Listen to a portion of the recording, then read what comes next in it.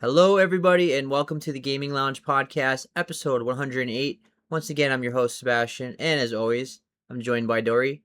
How you doing, Dory? Finally, camp is over. I can rest my body, and by rest my body, I mean play video games. I am finally done after 9 weeks. Technically, there's a 10th week, but I chose to go on vacation instead.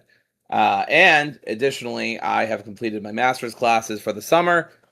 Somehow managed to squeak by, doing well on those as well. So I'm very excited that for the next week I have fucking nothing to do, which is awesome. So I can play one of the games we're going to talk about today, Trails in the Sky Chapter 2, which had a big demo that just came out, 10 hours. I've only played like 1/5 of it or something. But I'll be able to talk about it nonetheless after because I've already beaten the first one. Plus, we have some positive-ish news with studios going independent. Dave Bautista has been cast as Kratos. Plus, we've got some previews for Duskbloods, Game Science's new game, Black Myth Zhong Kui, as well as Tides of Annihilation. My goodness, we've got so much stuff to talk about. That doesn't even cover Seb's impressions, spotlight of Duskfade. So we got a lot of dust going on in this episode. But without further ado, let's get into it. All right, so let's start with some positive news, as Dory said. So, Double Fine and Compulsion Games are officially independent again. Microsoft let them go as part of their massive restructuring, and Double Fine and Compulsion Games were able to become independent. And Double Fine, an indie darling and one of the best known indie developers out there, can finally get back to what they used to do, which is be on Kickstarters and make the games how they want to make it and things like that. So let's start with Double Fine. So Tim Schafer is back in control. The studio got full ownership of its IPs, meaning that now everything they own everything under themselves, not Xbox. So they even own Psychonauts too. They had, unfortunately though, they had to cut 25% of their staff just to get by, just to cut ties with Microsoft, which was like 23 people. And then their Amnesia Fortnite is returning. They're launching a Kickstarter for their famous internal game, Game Jam, so fans can vote on prototypes to help fund their new project. Tim Schafer was on Kind of Funny recently, and he talked about it's been a long time since they've been in this Kickstarter atmosphere, and it's all coming back to them, and that's where they should be. Like that's where they're the best. But unfortunately, it feels like they're always on the brink of bankruptcy. So it's difficult to be creative and make games that you want to make, passion projects, but at the same time make money, and that's where they're going to find themselves again. So we'll see how they handle that. And then Compulsion Games, they kept the rights to all their titles as well, and that includes Contrast, We Happy Few, and South to Midnight. And if you go on the Steam page, it says the publisher of South to Midnight is Compulsion Games, and just them. So Microsoft's not there anymore. And moving forward, they're now going to be fully self-published as well. So Dory, what is your reaction to this news? Huzzah! Less monopolization in the game industry, but also boo, because to get back to where we were, it's like Google mapping to your own house, right? Like we started in one place and then you drive around and you go right back to where you started in the first place, right? Like it's like Google mapping to your own house. It's frustrating in a sense because it's just basically where Double Fine were to begin with before they were bought out by Xbox, except that they had to cut some people. I don't know if those people were hired during the Xbox period, so maybe they're back to where they were in general or less. I'm not sure. So it's frustrating in that way, but I'm also really happy for them. Like now they don't have to deal with Xbox as much. You're right though that they always seem like they're on the brink of either going out of business or severely down. I mean, it's the indie space. It's tough to be in right now in any space in gaming right now, just because of the market conditions, AI, of course, just CEOs being greedy as usual. So it's a tough place to be in, but I believe in them. They've been here before. I really hope Double Fine can pull it off. Compulsion is a bit more of an interesting case. I know that they were fairly successful with South of Midnight. I thought it was a pretty good game. Probably their best. I never really played Contrast, but I heard We Happy Few was pretty mixed. But that was definitely, I think that was almost certainly their best game so far. Yeah. Had a really strong narrative, really good soundtrack, decent combat, and overall gameplay. Smooth to control. So I hope they can build on that, make something even better, sell like hotcakes. I mean, obviously, I want to support indie devs, so this is great for me because I can support these two without supporting Xbox. Yeah. Which is not like, not my favorite company right now. Neither is Sony, for the record. Yeah. I'm more confident in Double Fine's future than I am Compulsion Games, mainly because Double Fine is, they have Tim Schafer in charge, and Tim Schafer is a big name, and you put his name onto a project, and people are more likely to back it up. I'm a big Tim Schafer fan myself as well. I mean, he's made so many classics, from Grim Fandango to Psychonauts to they made like what, so many Broken Age, right? Didn't they do the Sam and the the one with the rabbit and the dog? I can't remember their name. Did he do Sam and Max? I don't remember if he did Sam and I Max. thought they did Sam and Max, but maybe it's someone else. Yeah, but the big ones, obviously, Grim But yeah, Fandango, they've done a lot of really cool games. Yeah, a lot of cool ones. Broken Age, I really like as well. I mean, I love the humor. I love his humor, and but Compulsion Games Contrast was like a PS Plus game on, like, when the PS4 first came out, and it was okay. It was a solid game.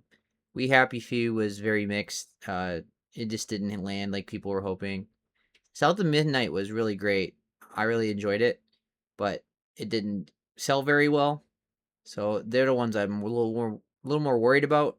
But I wish them the best, of course, and we'll just go from there. So, but good news. Oh yeah, Sam and Max was Lucas. Yeah, that's Lucasfilm. Yeah, but it was a similar type of game. He made the similar type of games back then. Yes. All right.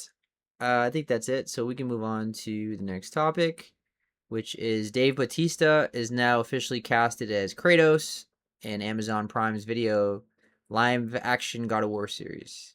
So Variety and IGN confirmed that the former WWE star and Guardians of the Galaxy actor closed his deal to take up the mantle of the Ghost of Sparta. So this was an emergency recast because actor Ryan Hurst, who's going to play God of War, and he played Thor in Ragnarok, was originally cast as Kratos in January of this year, but then during a stunt in late June, he suffered a torn bicep that required surgery, and his recovery was going to delay the show. So Amazon, MGM Studios, and Sony Pictures Television decided to move forward without him, so they had to find someone new.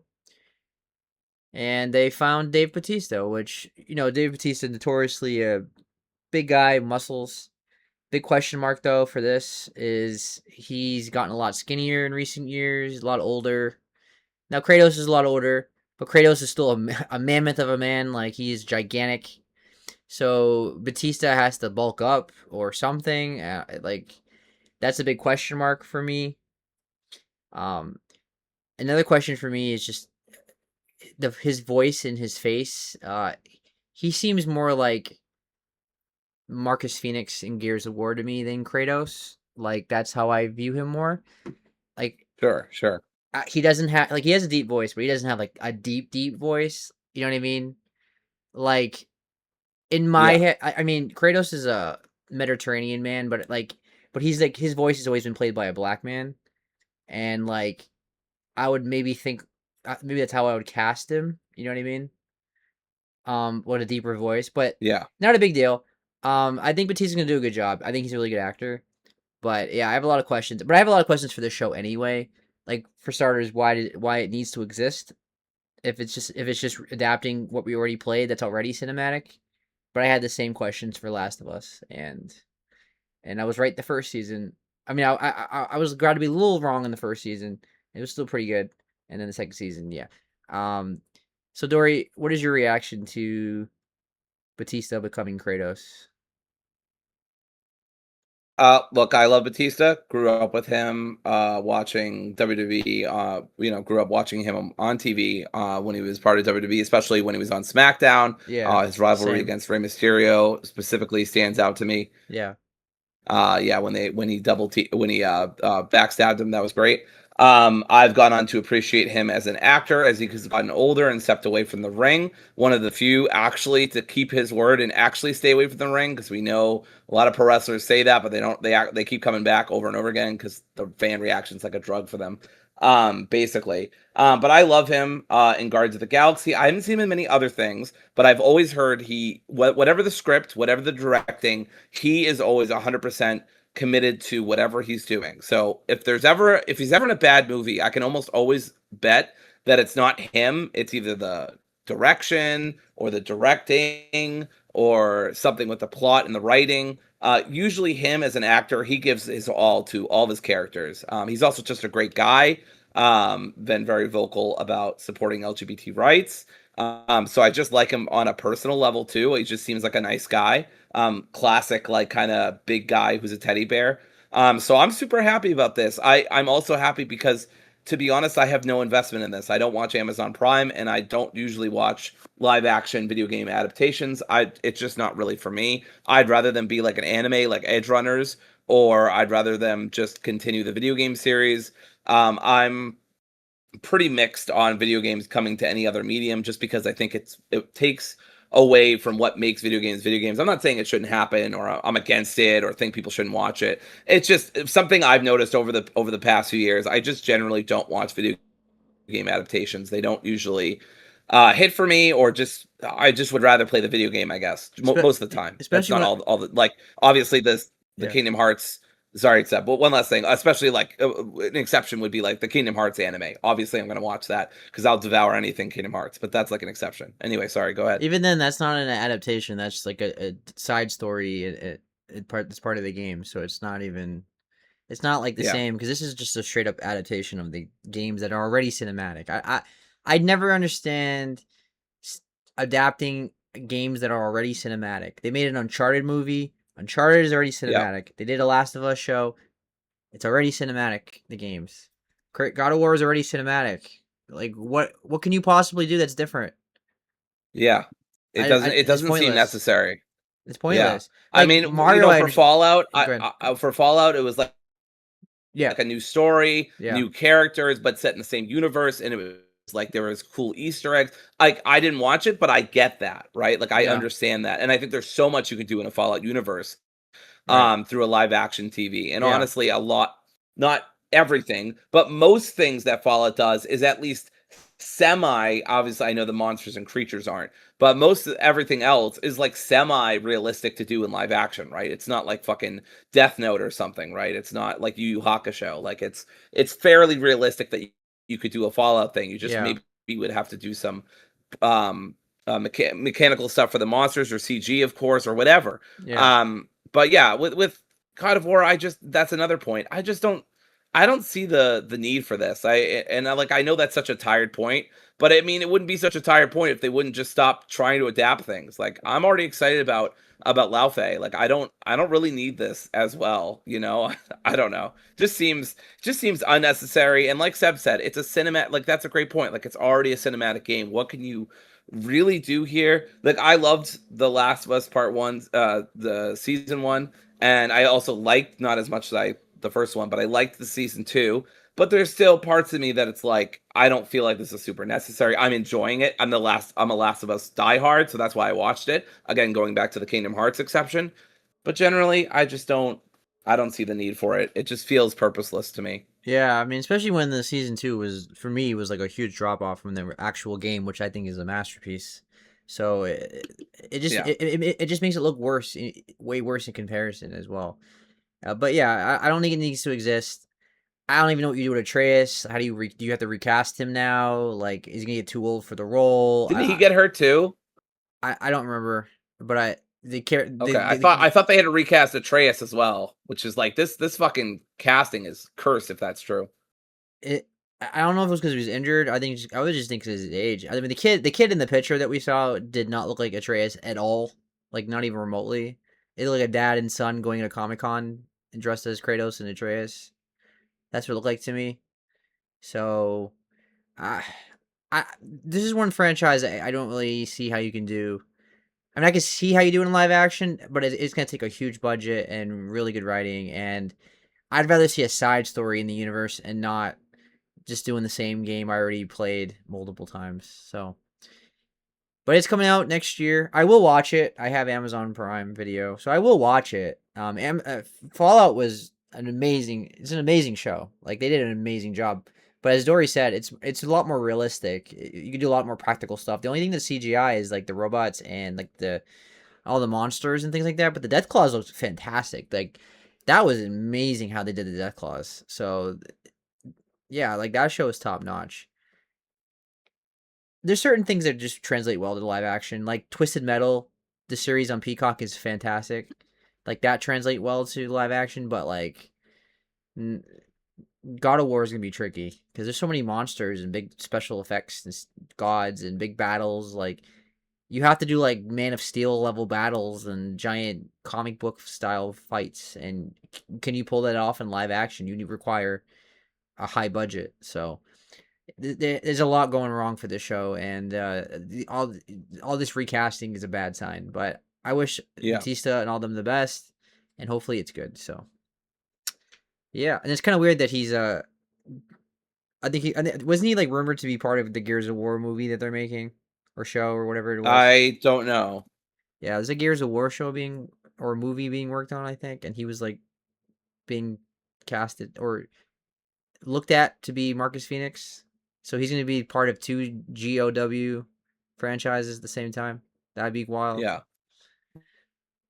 All right. That would be very funny. That would result in such funny like conversations. I'm so excited for Dave Bautista and GOW. Which GOW? Yeah. What do you mean? Which is funny because anyway. That was one of the biggest conversations for like 20 years. Like, which GOW are we talking about? Yeah. All right. Yes. So let's move on and talk about Duskbloods, which we got to finally see gameplay of, and people got to play it. Well, kind of. Journalists got to play it mostly.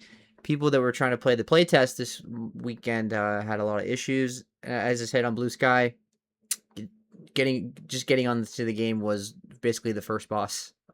So confirming it as a highly ambitious Gothic PvP PvE multiplayer game coming exclusively to the Switch 2.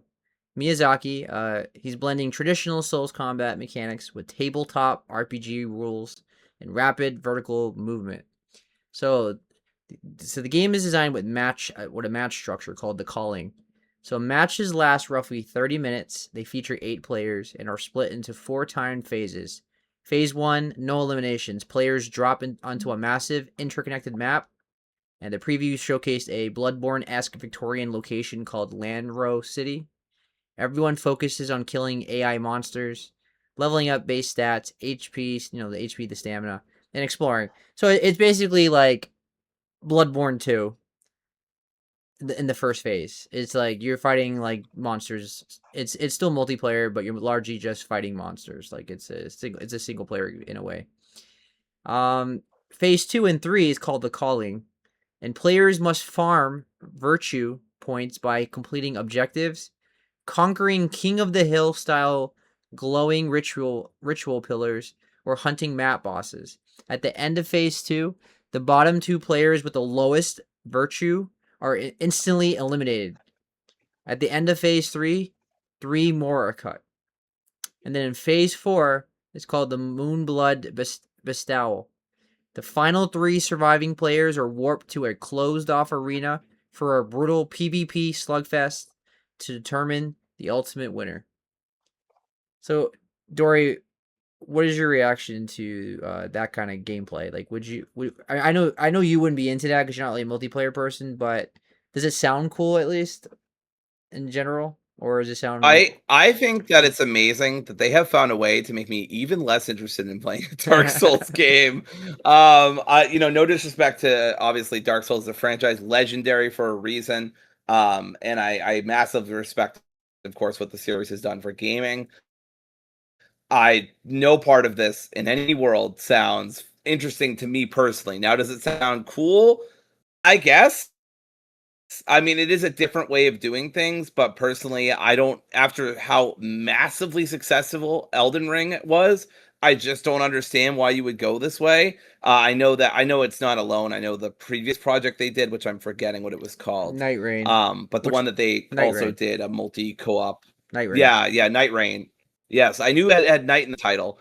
But anyway, so I know that that also had some PvE stuff. Yeah. I just feel like PvP. this is the wrong move for FromSoft. I mean, I know they've confirmed that they're still doing like normal single player stuff, and so that it's not like that's going away. So maybe they're just trying to dip their toes in the space and see how it goes for them. I mean, look, they've got dedicated fans. That'll probably eat this up like hotcakes no matter what.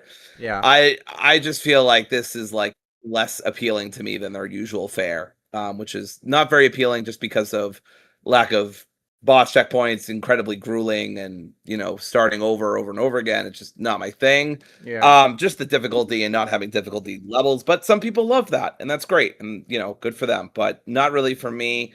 As Seb might have already said, I'm not really into multiplayer stuff, and I just don't really want to play this kind of game. So it's not for me, obviously, if Yeah. I've made that clear. But I'm sure it'll be for some FromSoft people. But yeah, I can't imagine myself ever playing this. Yeah. So it's very similar to Night Rain, and Night Rain was quite successful. It got like a 77 on Metacritic, so it wasn't as well reviewed as their usual games, but it was still quite successful for them. And I think it sold like 5 million copies last I checked. So it did quite well. So I'm not surprised they're going down this road. What surprises me is that it's a Switch 2 exclusive. I feel like this game should be on Yes, everything. that's weird. Yeah. Yeah. I don't really understand that. I don't know if Nintendo paid for it or whatever. But from what I saw, though, it ran very well. The frame rate looked very consistent. I wouldn't say it was 60 frames, but it definitely was better than 30. I want to say it was like 45 to 55. I think the average person wouldn't really notice that unless you're a big PC gamer or like you're very hardcore into the frame rate space. So the game had really hyper mobile combat. The previews note that the game feels like a nimbler version of Bloodborne, and I saw that too. Like it looked like if you just showed me footage of it with no context, I would have thought you were showing me Bloodborne. Fall damage is completely turned off.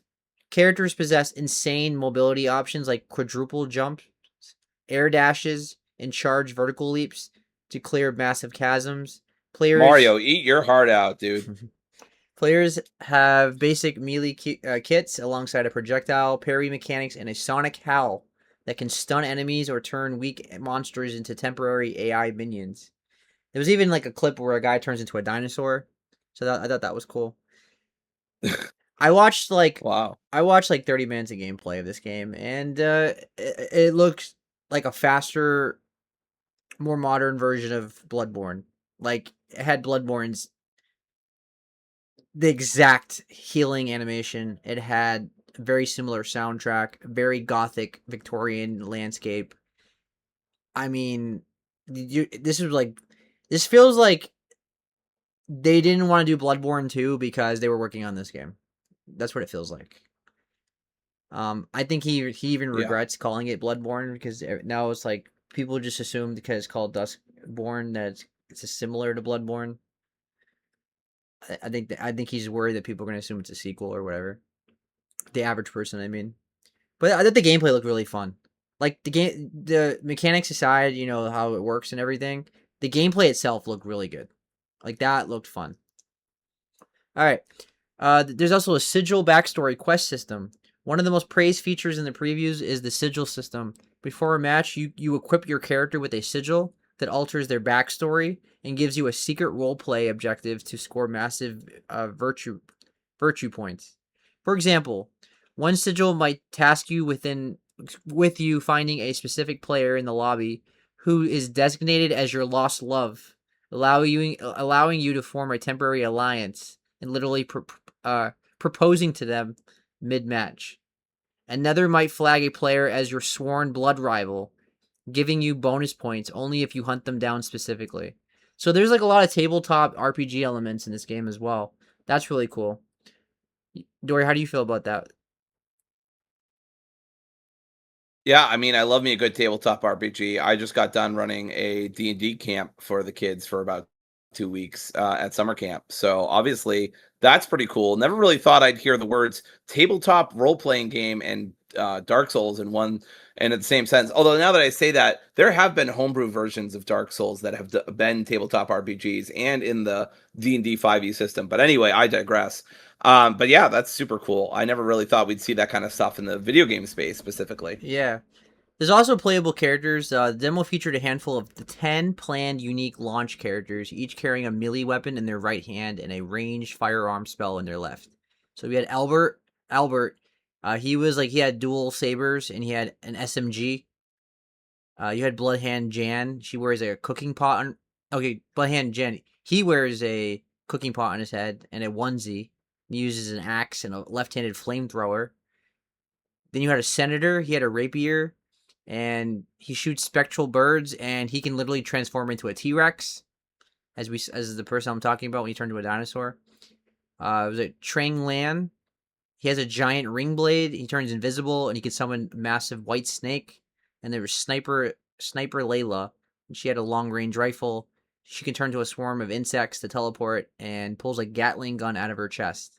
So you don't. It doesn't sound like you can make your own character like the usual Souls games. You pick from a list of characters, and they all have unique abilities, and you just pick one. Dory, do you think that sounds cool, or would you prefer to make your own character in this kind of game? I feel like the whole draw of Dark Souls as a series is making the character your own instead of having and I promise I'm not trying to just shit on this game, but I do feel like the whole draw of it is like making the character your own, having your own unique gear and unique weapons. And this just seems like we're kind of moving away from that by having like these characters that are already set and ready to go. I mean, obviously that means it more accessible, but Yeah. it also makes me think that it feels like they're missing some of what makes Dark Souls, at least to me from my outsider perspective. Yeah, I mean, I don't think they're going for an RPG for this time. I think this is just a pure multiplayer game with RPG Yeah, elements in that's it. true. I think that's the whole idea. Yeah. All right, let me close it out with this. FromSoftware abruptly canceled the game's very first closed network test session because the servers completely crashed. The test was scheduled to kick off on August 21st, which was yesterday, Friday. However, an absolute onslaught of fans flooded the title screen, causing login servers to instantly buckle. Not a single player could actually get into a match. Everyone was stuck on the main menu, staring at a persistent error message. Quote, failed to log in to the Duskbloods game server. After about 2 hours of trying to deploy hotfixes live, FromSoftware officially gave up, shutting down the session early and apologizing to fans. That's why I said getting into the game was like the very first boss. FromSoftware is Yes. currently working behind the scenes to fix the infrastructure. They announced they will release an updated schedule for the makeup session as soon as the servers are stable. Now, for me, as a bigger Souls fan than Dory, obviously Dory, you're not really a big fan of Souls games in general. She will play like Souls lights, like Yeah. Black Myth Wukong or something like that. But Yeah, I played Another Crab's Treasure, and I really liked that. yeah, I played the Flint game, I can't remember what the hell it's called. Flintlock, yeah, Um, the Flintlock, The Siege of Dawn. So I will play them every now and then, Souls likes, but, yeah, it takes quite a lot for me to invest myself in that kind of game. yeah. So I'm more of the Souls fan, but this does not appeal to me at all. I'm not really a big multiplayer fan, and I don't care to play this on the Switch too. It doesn't. Everything about this doesn't appeal to me at all. I don't want to be forced into a PvP situation and battle people. It feels like I don't know. It just what was that game? That was a popular indie game where you like do Oh, of obstacle. course, I played Black Myth, and I loved Black Myth. Yeah, right. That's right. I said that. This was like five. What was that game? Fall Guys. It feels like Fall Guys and like a Souls game combined. The king of you get to the top. It just doesn't appeal to me. like I don't understand why it's a Switch 2 exclusive, and even then it just doesn't appeal to me. It's not my kind of game. It looks really cool. I'll watch gameplay. I'll enjoy like watching people play it and watching cool highlights and things like that. But it's not for me, and it's not for Dory either. So this can be one of the big games No. I'm not going to be getting. So, but I thought it looked cool though, and I have a lot of respect for it. But it's just not for me. But there was one game that did really appeal to me, and that was Black Myth Zhong Kui, which we got to see random 15 minutes of out of nowhere. And it's the next major game in the Black Myth universe. And the footage comes directly from an early work in progress build of the game, running in a widescreen format. It shows that the studio is expanding heavily on the foundation they built with Wukong. So let's start with the combat, and I'll ask Dory's thoughts. Unlike Wukong's staff-heavy moveset, this protagonist utilizes a heavy sword play. The footage showcases heavy emphasis on a dedicated blocking and parry system, rewarding perfect counters over just rolling. Because Black Myth was very dodge heavy, I remember correctly. I don't remember parrying as much in that game. Yeah, it's Yeah. definitely very dodge heavy. Yeah, it wasn't like Sekiro where you could, like, if you dodging was you could not dodge. Yeah. You had to parry I mean, think about it. You're using a bow staff. You're not using, you're fighting a bunch of swords and stuff. I mean, obviously you're a monkey, but still, yeah, right. it's better for dodging than parrying. Plus, monkey, fast, etc. Exactly. The player can coat their weapons in active elemental status effects like fire and lightning mid combo. And then, true to Zhong Kui's mythology as the king of ghosts and demons, the footage shows the player actively summoning supernatural entities to fight alongside them or trigger massive assist attacks. So, Dory, what did you think of the gameplay of Zhong Kui? Man, I looked at this. I looked at the comments first because I was very curious what people said, and people were like, "Oh my god, this is peak. This is cinema." I like watched for a few minutes to see when the gameplay would start, and then I realized it was the gameplay. I was like, "Okay, guys, we're really gassing this up. Let's throw this on. Let's see." Oh my fucking god, this looks so good. Everything's real I can't time. even lie. Everything was real time. Yeah, it was crazy. Yes, it was unbelievable. I don't know. Their studio name is so apt. I mean, it really should be Game Magic, not Game Science. I don't know what the fuck they're doing over there in China. But God bless Game Science in terms of their engine, because this is outrageous. The fact that they have this much to show, this polished, this is just a rough version of the final version. I mean, I don't know how they've done it, but they've done it again. Where, remember when Black Myth Wukong came out and everyone's like, that's fake. That's absolutely fake. This is a first time game coming out of China. We've never seen this developer before. This is fake news. There's no way it looks this good, plays this good, is this good. And then it was excellent. I mean, it wasn't perfect, but it was excellent. And it was the first game ever. And so I think they've done it again. I mean, this looks really fun. This looks really interesting. I don't know a lot about Zhong Kui, but I think it's a really interesting mythology. You kind of rope people in with Wukong, which everybody knows from Dragon Ball Z, and that kind of stuff, and the kind of mythology, right? It's one of the most popular fairy tales in all of the East. And you rope people in with that kind of more easy to digest story, and then you branch off. You go to other fucking, I don't know, maybe they're making their own MCU, but you branch off to other mythologies within Eastern Eastern thought. And I think that's really cool. Yeah, the combat looks great. The boss fight at the end, I know we're going to talk about it, but that looked awesome. With the detachable limbs and stuff like that. You can put like elemental stuff on your weapons like mid-fight. It just looks awesome. I mean, the combat looks super fun. It's not a staff, it's a sword, but I don't think that's really a big deal. It'll make it stand out a little bit more as opposed to Wukong. And maybe there'll be other additional weapons as well. But yeah, I mean, I was blown away. It looks really good. Absolutely. I couldn't believe the graphics. I mean, it blew me away. Yes. Just like Black Myth Wukong did. Because I was one of those people. I was like, this feels like too good to be true. Because I was already burned by Atomic Heart, because Atomic Heart blew me away graphically, and it just didn't live up to what I saw. But Black Myth Yeah. Wukong, for pretty much for 90% of the game, blew me away, except for the last chapter, which the frame rate just completely dropped off the cliff. Like the frame rate was awful the last chapter. Remember you had a, and I didn't like the whole idea of flying Yep. around a cloud and then jumping on the monsters' backs, and it just didn't run properly. That was the Yeah. only really big blemish for me in that game. Um, this game just looks just as good as Black Myth Wukong, and I thought Black Myth Wukong was a top 5 game of the year for me for that year for me.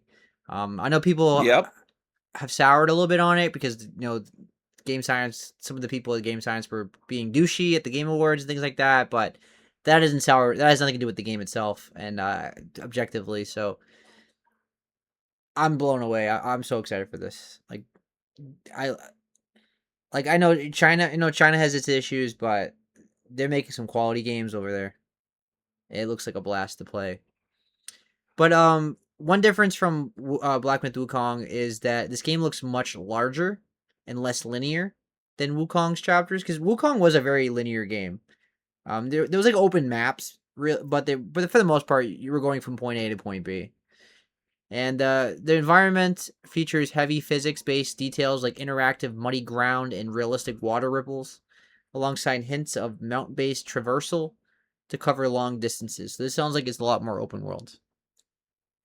Does that excite you, or would you prefer a more linear game?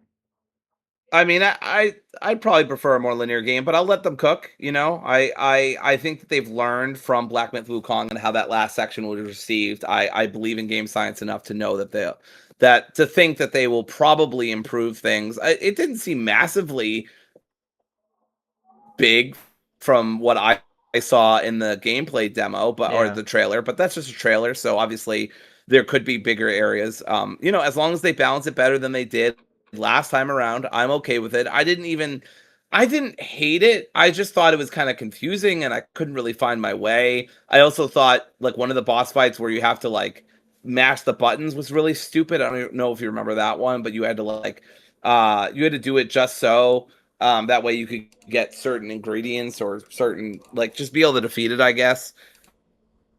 yeah, It was just kind of repetitive and boring. right. One thing I want to talk about too with this trailer, and if we're going to talk about it, is the parrying and the dodging looks so seamless. Like when you do it, like the way he dodges too, he just goes like this, like in an anime. It's fucking awesome. Like it's just so cool. Like obviously that is the definition of aura farming, but man, uh it just looks so good. I mean, it is a bit drab, I suppose. Not a lot of color in this trailer.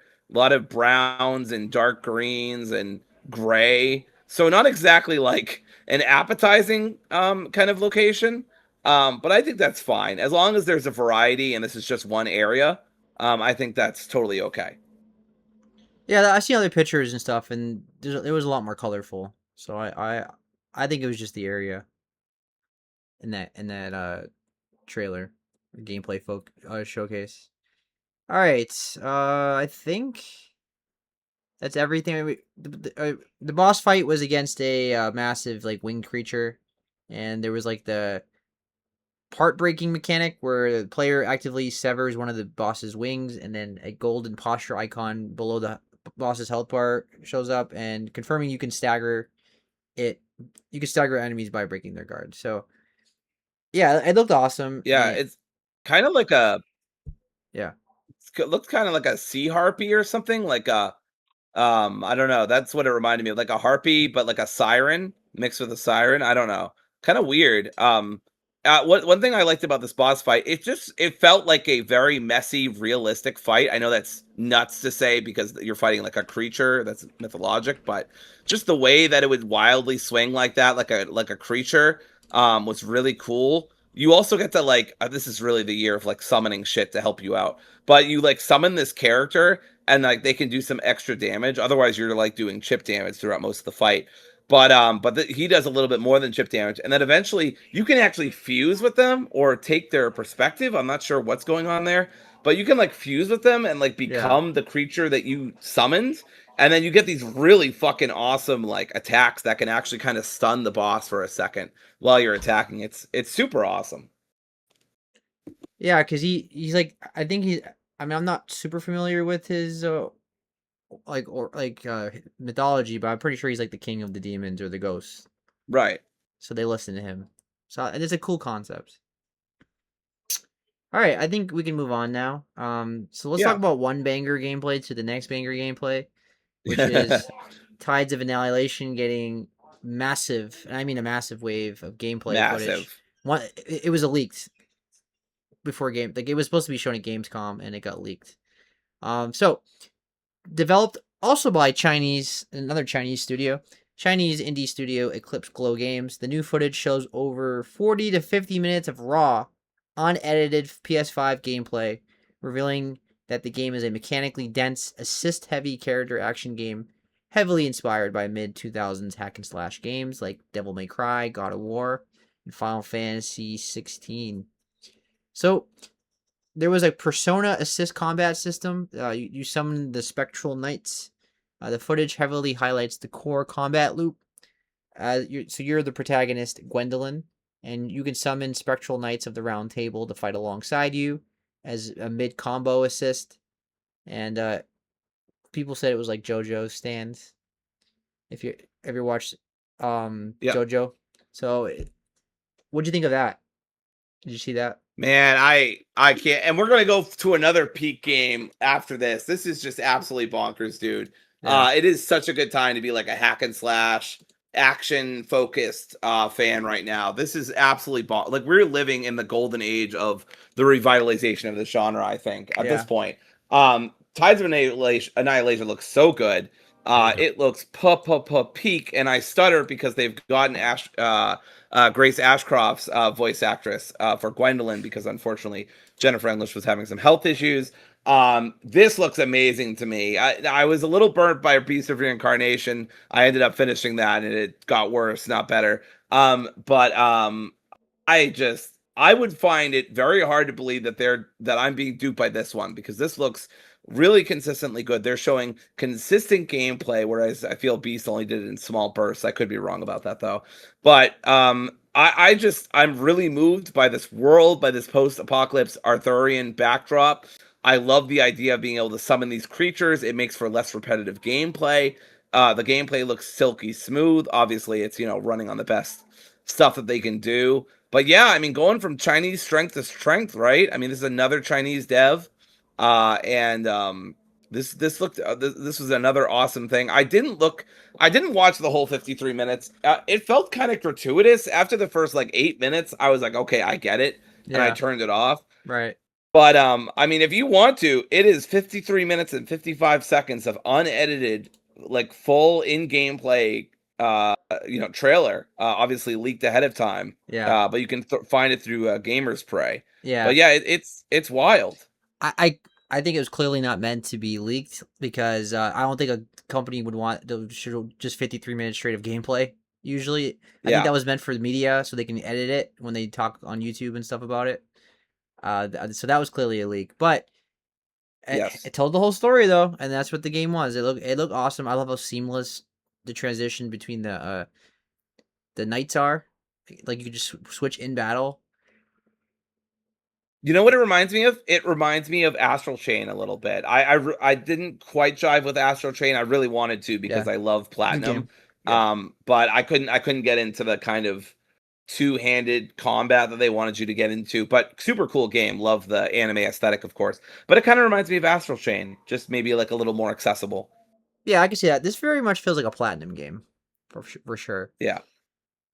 So as I said, you can hot swap and combine different knights to use their support skills, triggering flashy, high damage cooperative finishers. There is a stagger meter in this game. Combat revolves around wearing down a stagger meter underneath the enemy's health bar. Breaking their stance triggers a dramatic, cinematically framed opening for massive damage. Kingdom Hearts-esque, right? We've hit the triangle button. Right. Press triangle to win. Yeah. The setting, we got to see like a twisted, multi-dimensional London. The footage confirms the game is not open world. Instead, it uses structured, wide linear levels with plenty of hidden paths and secrets to explore.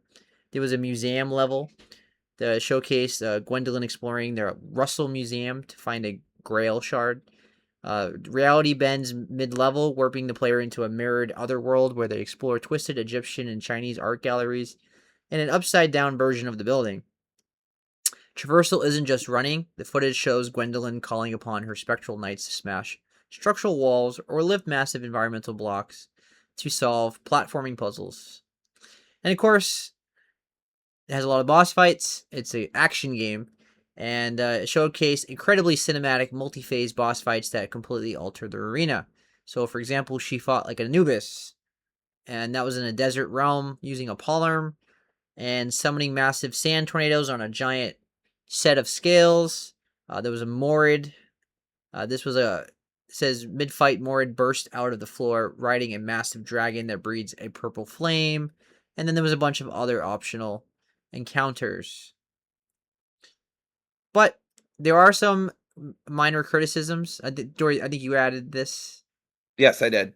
So go I ahead. also want to say, not to go all Killmonger on you, but in a post-apocalyptic setting, some institutions seem to have gotten what they deserved, including the British Museum. So just saying, just putting that out there, not to go all Killmonger on you, but just maybe it's what they deserved. Anyway, some minor criticisms. Somebody got their hands on it, Jor Raptor, who's got like 1 million subs, so obviously a presence in the gaming space to some extent.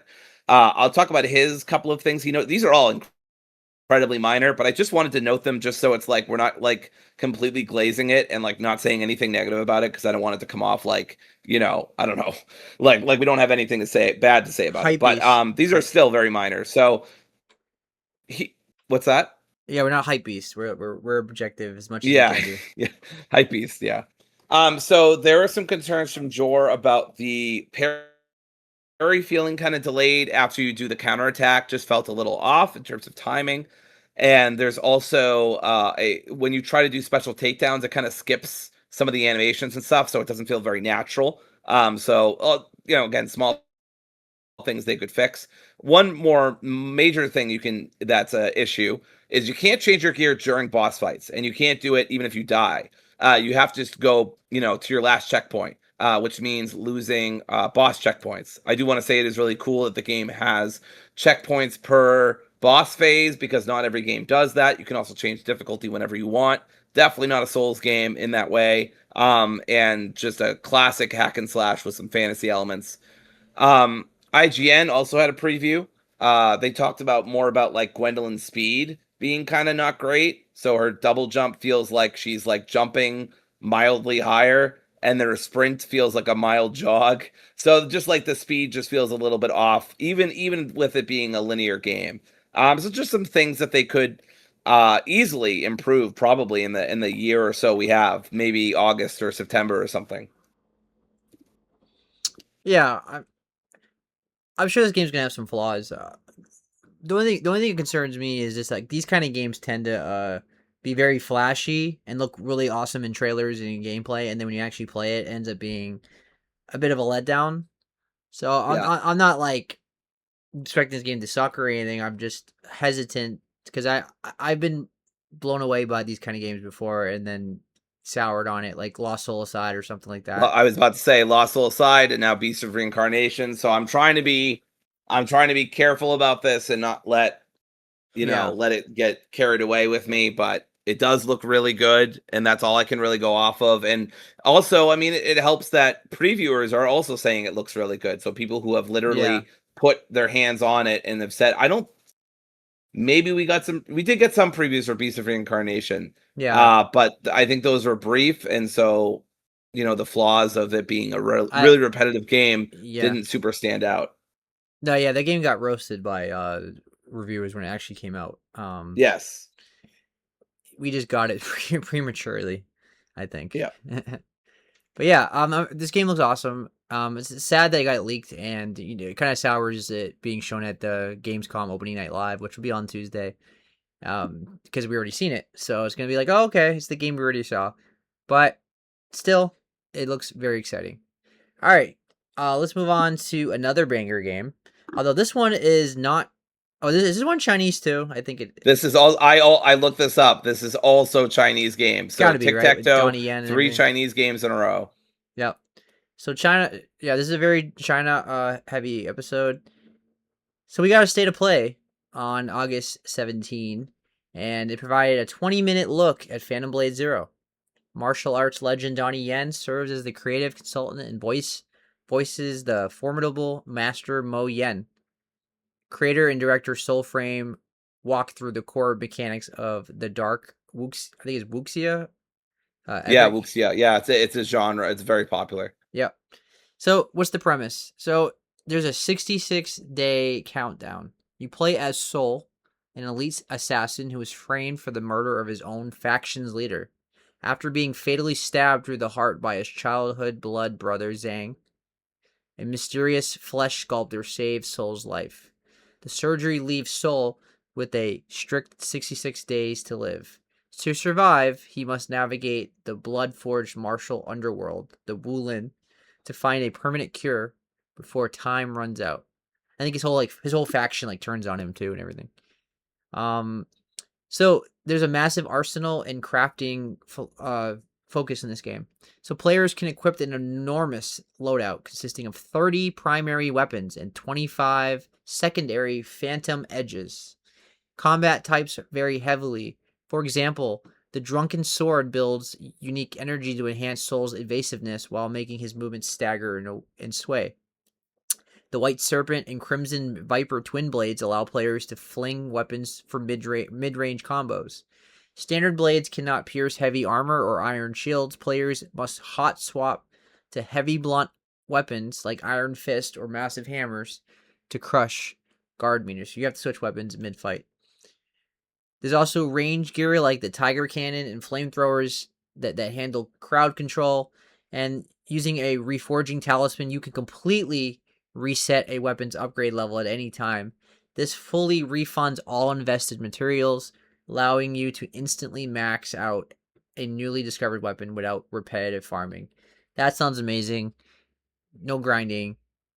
It just lets me respec my weapon. That's amazing. So all that sounds awesome. The gameplay looked phenomenal as it always has. Every time I see this game, I'm always blown away by it. But I didn't know anything about the crafting. Very excited. Just by the gameplay alone. The story doesn't really matter to me. It's the gameplay that's to do the whole story, but the whole talking. But if the story's great too, then this could be a serious game of the year contender for me. So how do you feel, Dory? Those poor horses. They just did not make that jump, did they? For context, Soul is going over a ridge with a bunch of horses, and they absolutely do not make that jump. So very sad. And he even uses one of them as a spring to make it to the other side. So I thought that was very mean of Soul. But seriously, I mean, how many fucking times can I say peak in one episode? I'm trying to hold myself back. I'm trying to be silly. This is probably my most hyped game. It's between this and Resident at this point, and Wolverine's probably number 3. But I am so hyped for this game. This game has looked phenomenal every time we've seen it. Again, it could be another Beast, Lost Soul aside situation where it looks awesome in the trailer and it's not actually awesome hands-on. I don't know. We need some previews. I need that fucking demo. I don't know why they didn't use this as a place to drop the demo because it's coming out in a couple months. Maybe Gamescom. Yeah. So I hope at Gamescom we get a lot of previews. And maybe we get a public demo. We probably won't, but I love a public demo because I really want to get my hands on this, even if it's 30 minutes. Just give me something I can put my hands on. Less so about Tides of Annihilation and Black Myth because those are years away, right? I mean, Tides is probably a year away, but still, it's a while away. I don't need a demo right now. But this is right around the corner. I want a fucking demo. And they've shown so much game. If you're telling me they can't give us a 30-minute demo, I press X to doubt. That can't be the case. I think there will be one. I'm pretty sure there will be one. I hope so. But yeah, I mean, this looked amazing. The combat looked phenomenal. The graphics look great. Again, the stories, whatever. Like you said, the boss fights look tremendous. This is another win, another W for people who are super into those old school hack and slash games. Despite it being called S Games and his name being Soulframe or whatever, or his username or whatever. This isn't a Souls-like, right? I mean, I know it looks kind of like a Souls-like, but it's not. It's got difficulty levels, and it's got RPG elements that are not necessarily always found in Souls games. Yeah. So it's it's a Stellar Blade like, it's a near like, it's a hack and slash with some Souls elements probably. Yeah, I the comparison of everything being Dark Souls is so lazy. Yeah. Yeah, this feels like a pure action game to me. All Yep. right, so let's talk about some of the other stuff that we saw at the State of Play. So this game is semi-open world. It features large interconnected areas seamlessly linked together, but it is not a traditional open world. Exploration is entirely driven by 8 hand-painted Chinese ink wash maps. In complex regions, these maps only give a rough sense of direction, forcing players to manually explore to locate fast travel bells, side quests, and rare loot. The showcase displayed surreal, steampunk-infused villages, valleys overrun by bandits, abandoned Muppet warehouses. Oh, sorry, not Muppet, puppet warehouses, steam towers. I wish it was Muppets. I was like, that would be the fucking crossover of the century. Imagine they like Soul just comes into a room and Fozzie Bear's like, and that's when I said that you guys look soulless. Waka waka. Anyway, It's freaking that'd be amazing. Kermit in like a cool outfit, and like you just challenge you to Yeah, a fight. let's go. That'd be amazing. Hey, do it at Game of the Year. Miss Piggy. The awards. Miss Piggy's like a boss fight, and like Yes. Jeff's in the game. She's protecting. Oh man, that'd be awesome. She's defending Jeff. Yeah. So it looked awesome. I mean, I think they said the story was gonna like be different for everybody, and like there's different pathways to the whole story, and like I guess there's different endings and things like that. So everybody's gonna have a different playthrough. I think that's what they said. But either way, again, it's about the gameplay to me. I don't really care about the story unless if it's really good, I'll be invested in it. But I'm playing this for the gameplay. All right, and then one last thing that they showed was there's 3 distinct difficulty levels designed for different play styles. There's the Wayfarer mode, which is a highly intuitive, highly cinematic mode built so anyone can easily pull off flashing combos and experience the narrative. It's the easy mode. Hellwalker mode introduces strict fighting game mechanics. Bosses drop predictable patterns entirely.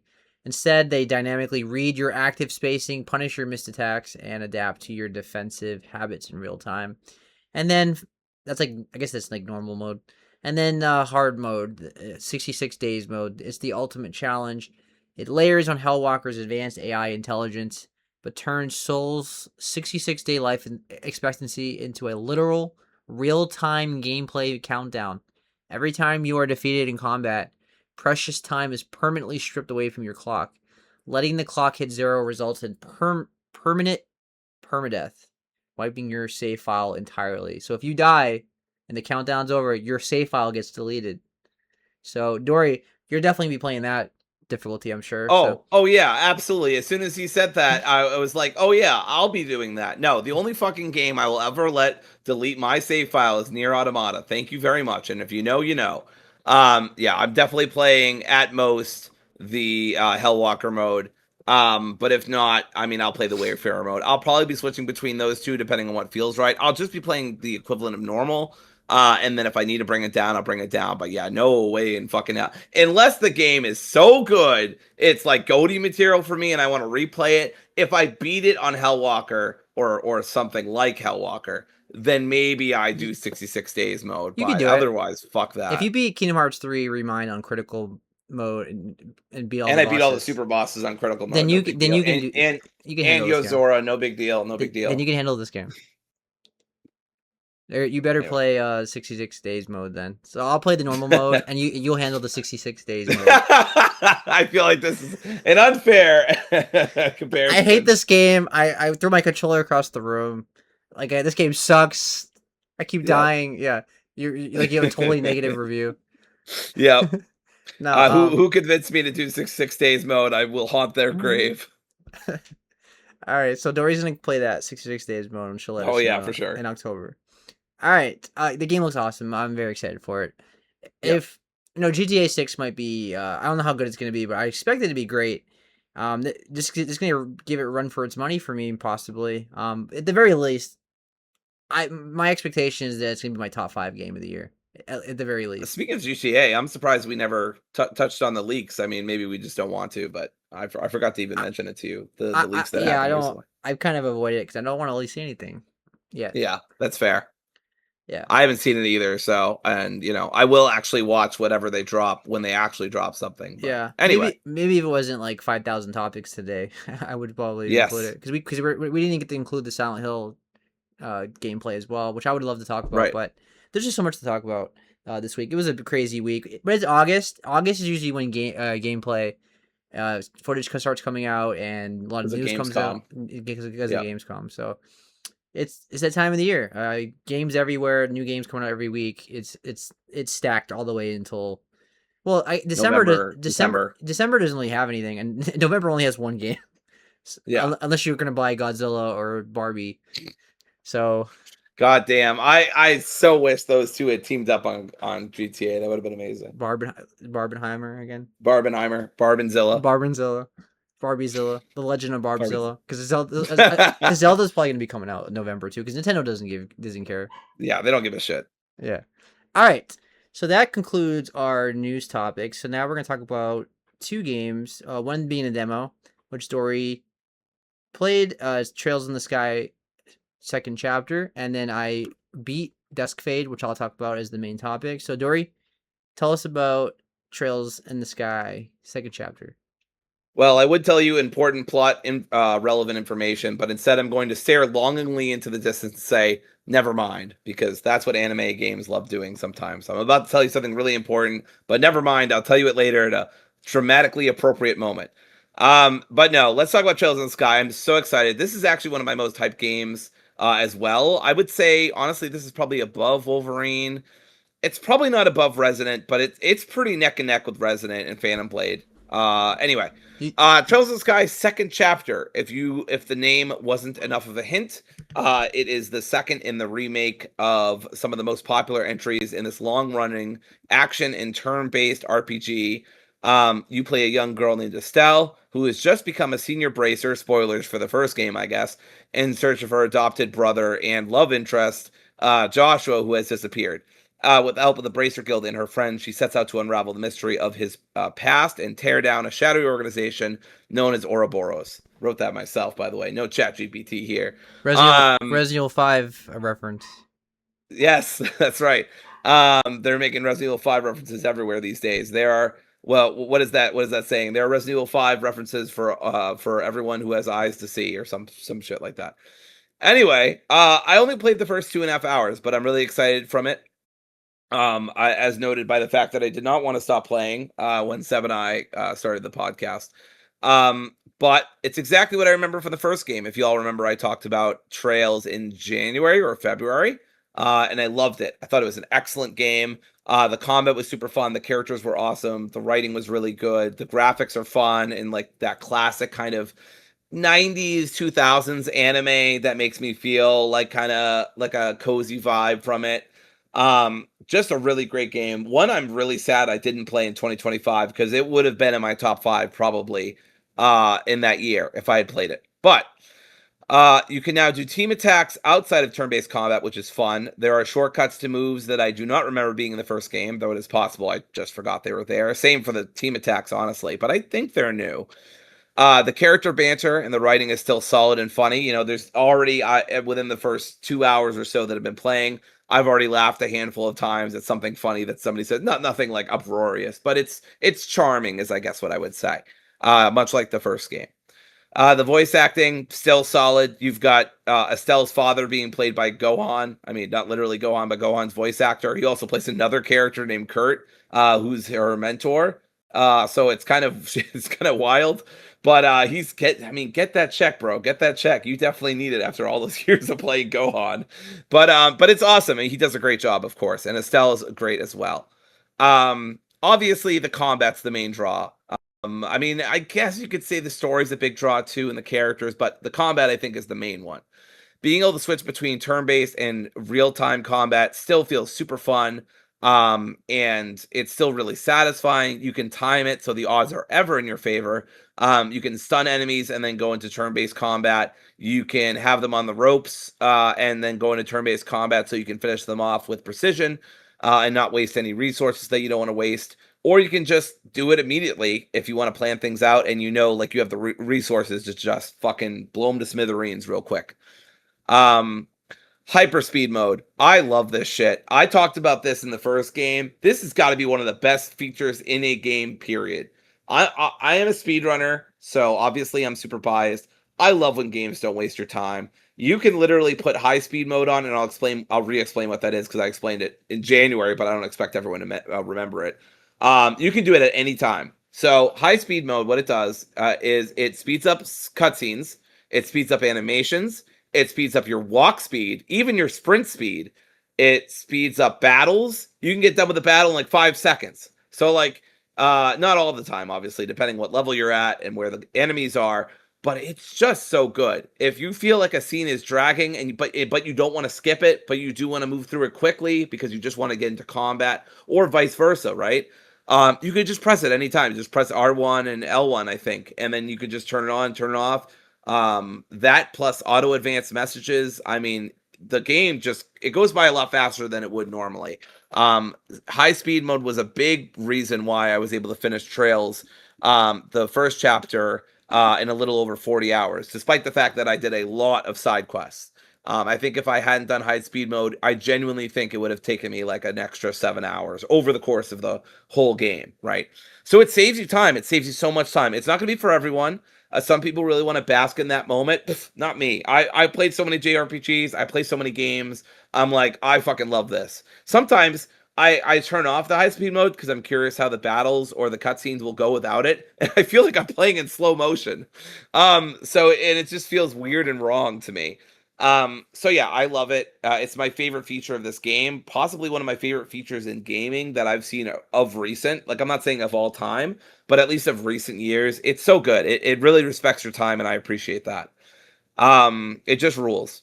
The soundtrack's still a lot of fun. Some of those dungeon themes, really good, like, driving bass lines. As somebody who used to play bass for about 10 years, I appreciate a good bass line in the back doing a lot of fundamentals and foundation stuff, and bass lines that you can actually fucking hear Metallica. So like, it's really good. I don't know why I called out Metallica. Plenty of bands do that, but anyway, they notoriously do it.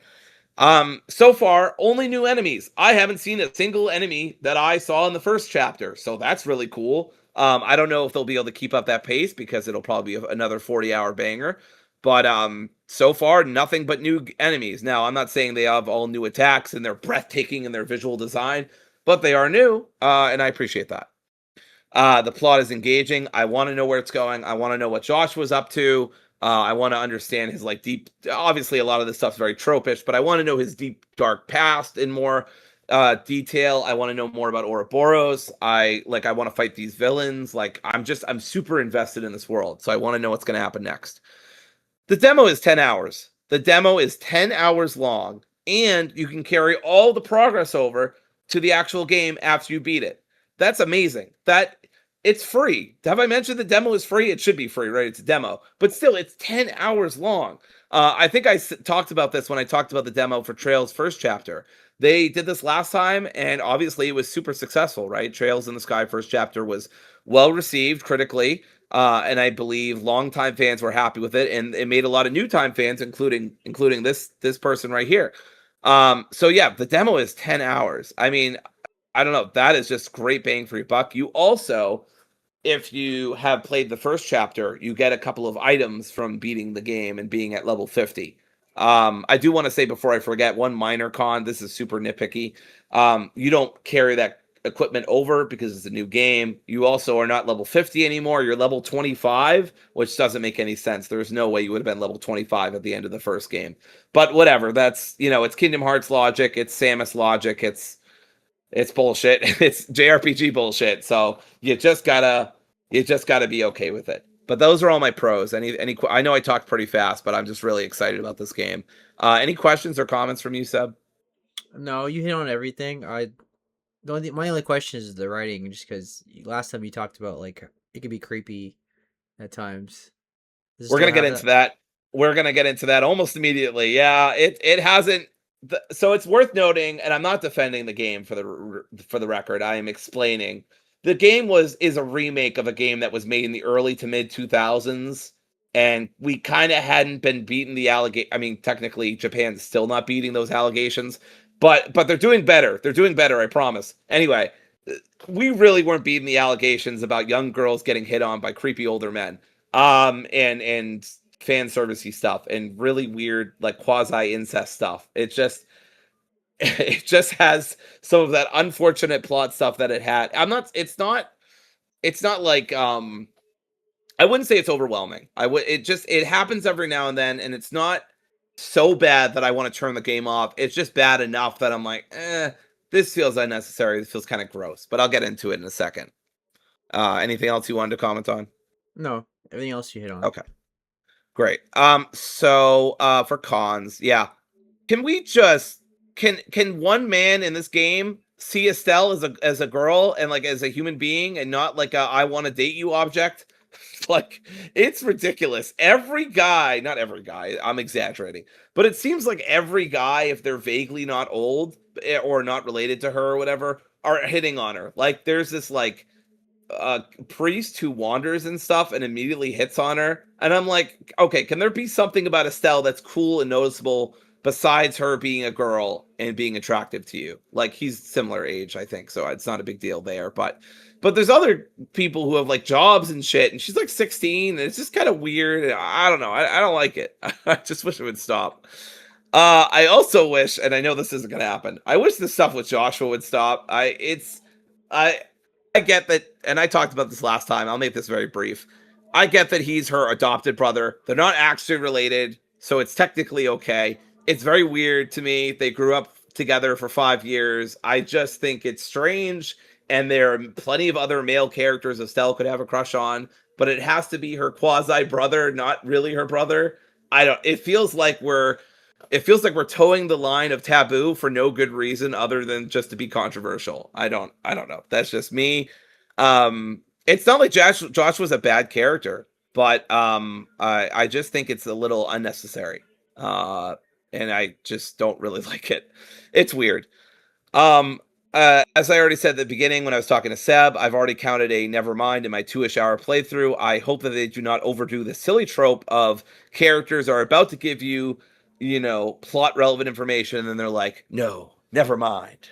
Because they want to be all like mysterious and shit, or they just want to tell you it later on when it's dramatically and thematically appropriate. I hate that. They did that in the first game too. I have a feeling they'll do it here as well.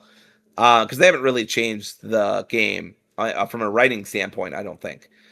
The menus can be a little confusing at first, especially if you like haven't played the first game in a year or so. I think you use items from the main menu, but I'm literally not sure. I think I just figured that out just as I, was starting to get off of the demo. Last thing is more of a speculative negative. I guess for some people, they could see it as a big deal that like not a lot has changed between this game and the last game, as I mentioned at the top of my pros. But like for me, that's not a bad thing, and the game has never billed itself as anything more than just a continuation of the first. I mean, it's literally called Second Chapter. So if you didn't, here's the classic line for you: if you didn't like, Chapter 1, Chapter 2 is not going to change your mind. Obviously, it's from the same fucking book, right? Like it's not going to change your mind about Trails in the Sky. So it's still the same kind of cheesy, corny writing. It's still, that classic kind of anime aesthetic. It's turn-based mixed with real time. You're not going to find anything that you didn't already find in the first game. Now, personally, I love the first game. I don't know if this game is going to hit as much as the first game for me because that was so special. Obviously, that was my first time with the Trails game. So maybe it won't. I don't know. But so far, I'm still loving it. I'm having a great time. My minor cons aside, most of which are plot relevant, not gameplay relevant. Yeah, I think it's great so far. I'm only the first 2.5 hours in, so I can't like be like, oh my god, like peak in cinema and da da da da. But yeah, it's really good. Anything you want to add? No, I still haven't played the first one yet, even though I bought it. I will get to it eventually. But the only questions I had for you was the writing part, which you answered. So I don't have any other Yeah. questions. Okay. All right. So let's move on to the last topic of the night, which is my spotlight of Duskfade, which came out on August 13th of this year. I completed it. It is a 3D action platformer that is developed by a Spanish indie studio called Weird Beluga, and they're published by Fireshine Games. It's a big nostalgic love letter to PS2 3D platformers from the PS2 era, which I grew up with, which is my favorite console ever. There's a lot of influence from Kingdom Hearts, Jak and Daxter, and Super Mario Odyssey. I think a lot of people are going to automatically compare it to Kingdom Hearts, but this game is nothing in common with Kingdom Hearts outside the protagonist having a Sora's face and blue eyes and similar way he holds the sword. Because it is very much so a 3D platformer at its core. I would say this is much more Jak and Daxter or Ratchet and Clank than it is Kingdom Hearts. But I see why people are making that comparison. I also see Jim from Treasure Planet in the character. Very much so. I mean, he has Jim's like ponytail, haircut, the brown hair, and everything like that. So this game is $30. It's on PlayStation 5, Xbox, PC, and the Switch too. It follows a young boy named Zirian. That's the main character.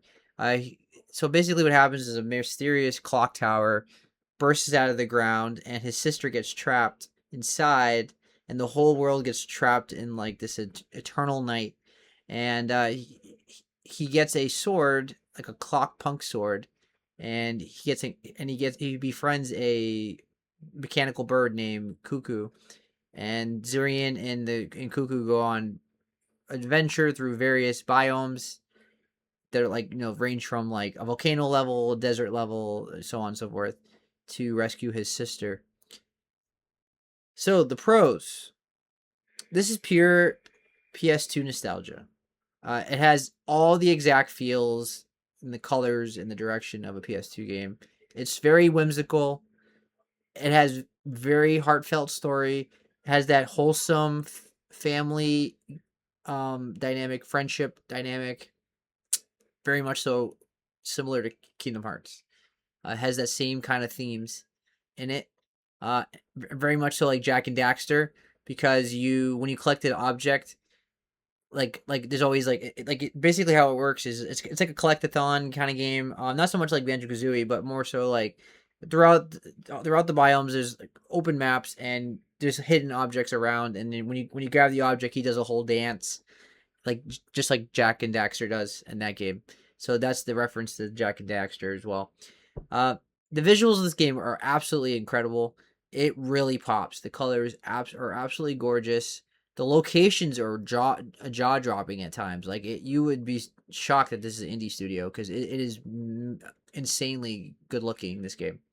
There's so many screenshots you can take of this game. It's one of the most colorful games of the year. It's one of the prettiest indie games I've played all year, for sure. And I had a very stable frame rate through it all as well. It ran very well on my MSI Claw. It ran very well on my laptop, and of course, it ran very well on my desktop.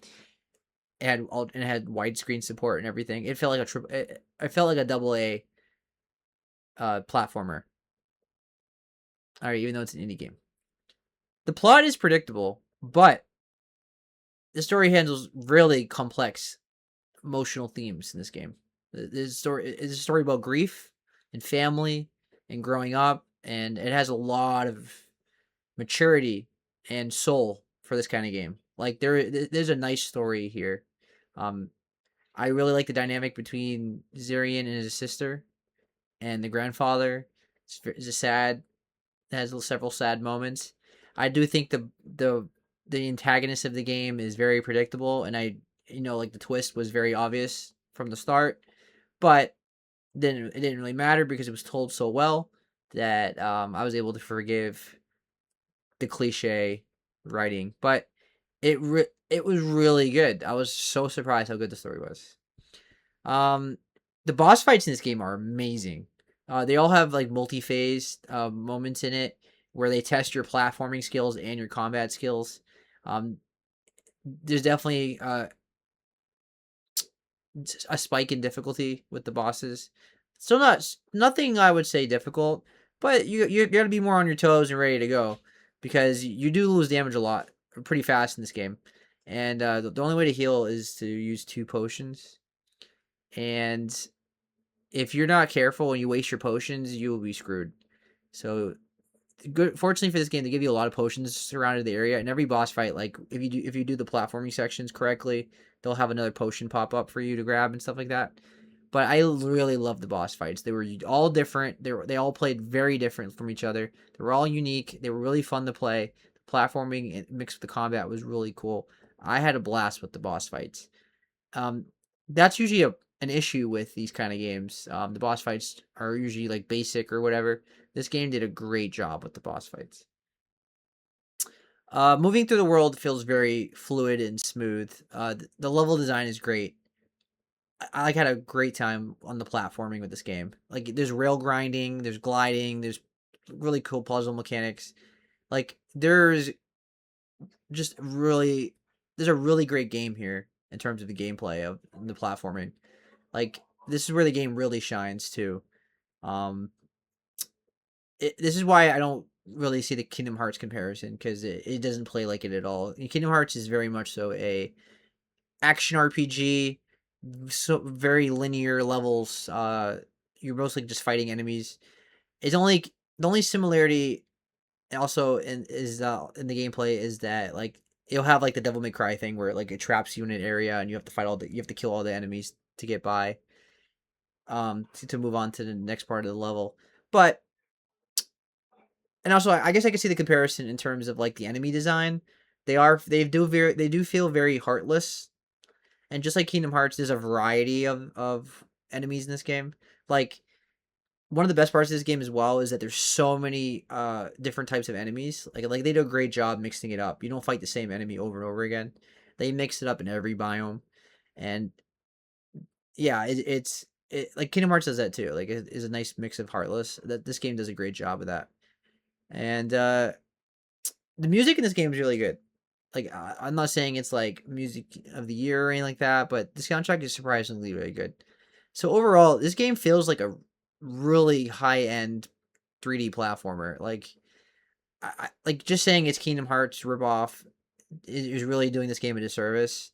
Like this game is a genuinely really awesome 3D platformer with a heartfelt story, great gameplay in terms of the platforming, good story, good music, great visuals. I mean, this is a total package. If you like this genre of games, this is a must play for sure. Any questions about the pros, Dory?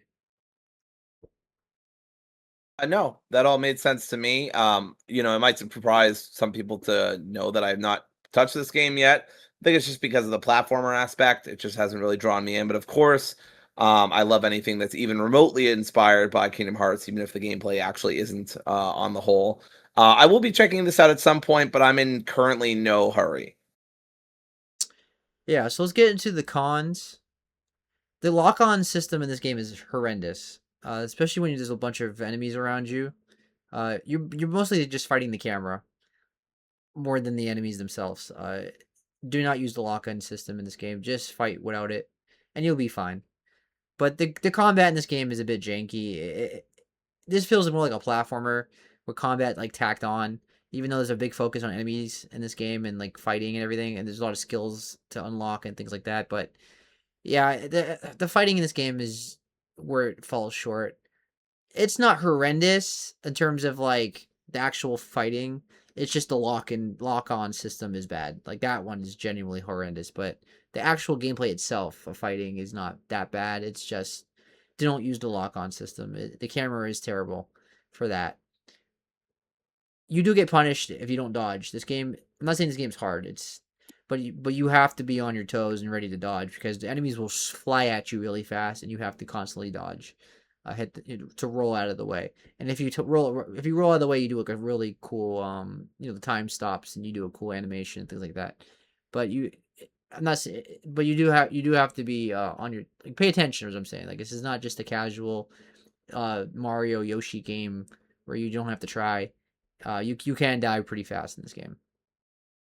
But there's so many potions that you can get that it's very forgiving. Alright. Sometimes it can be a bit floaty, and like when you have to land on a small platform, it doesn't do it correctly. Sometimes there are parts of the level where like the only things you can like latch onto on the edge are like parts that have like white strips to them. If there's any platform that doesn't have a strip to it, you can't latch onto it and you'll just fall. So that was kind of annoying. So like sometimes like I'm trying to jump across and I think I have to go there and I fall because I thought I can jump there because I thought he would just naturally hold on to the ledge, but no, you can only grab onto ledges that are white. Because like in Kingdom Hearts, for example, Sora will jump on a platform, he'll automatically grab onto the edge. Not in this game.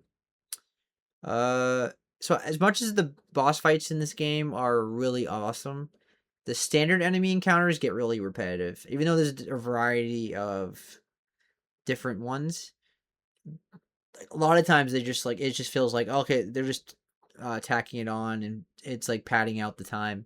We're like, okay, we're just gonna make you fight a bunch of enemies to move on to the next platform.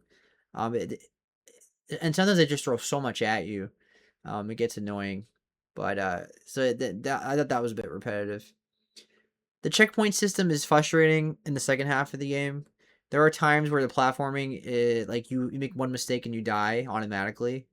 Like in most of the game, if you fall, you lose a little health, but they put you back like very close, right? It's not a big deal, right?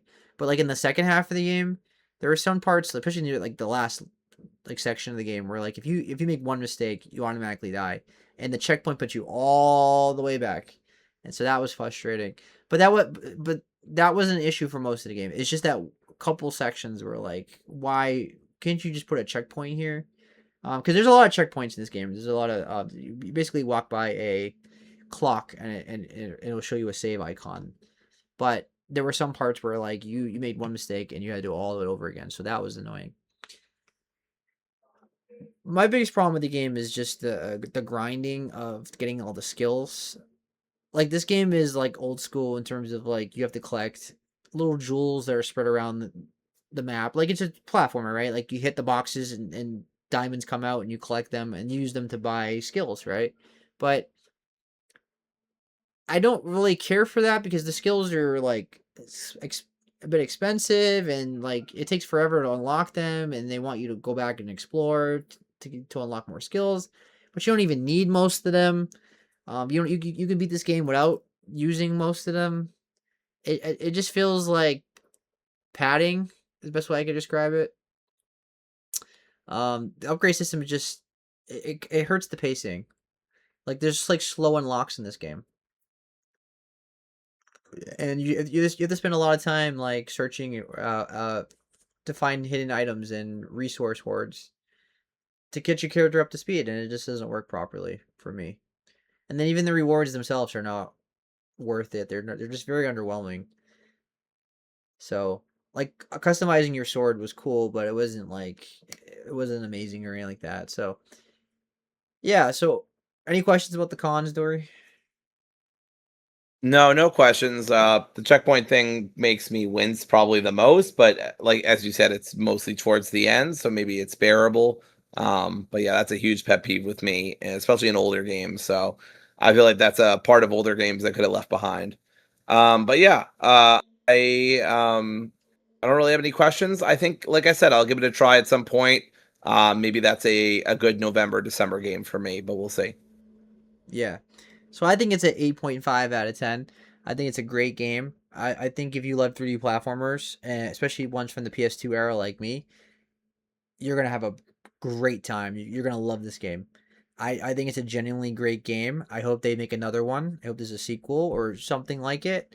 Um, I love 3D platformers, and I was pleasantly surprised because when I first saw this game, it was like, yeah, this is the Kingdom Hearts ripoff, right? Like, what's the initial reaction to it? But as I saw more of it, I got more and more excited about it. Like, I've had this game circled for a long time, and I'm glad it lived up to the hype for me.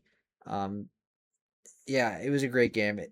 The flaws can be fixed in the future games if they ever make another game like this. So I think an 8.5 is a accurate score for this, but it has potential to be a 9. Like this is like peak of the not peak, but this is like a high end game of the genre.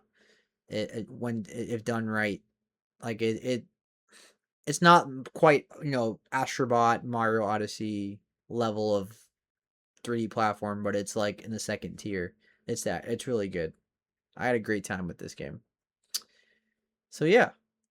All right, so that concludes our episode. Thanks for watching, everybody. Next week, we're not going to spotlight any games. It's just going to be a pure Gamescom heavy episode because opening night live is on Tuesday, and there's going to be a bunch of gameplay and footage shown all week. So there's going to be a lot to talk about. So I'm very excited for Gamescom. Gamescom is like the biggest convention in the world in Germany. So there's a lot to talk about. Jeff Keighley's going to be in charge of it, and then after that, in the following weeks, this is when our show becomes very much spotlight heavy, generally, and there's not going to be as much news. We'll talk about news, but not as much. This is one of those unique news heavy weeks. So we'll see you guys on the future episodes. Take care, everybody, and you all have a good night. Bye. Bye, everybody.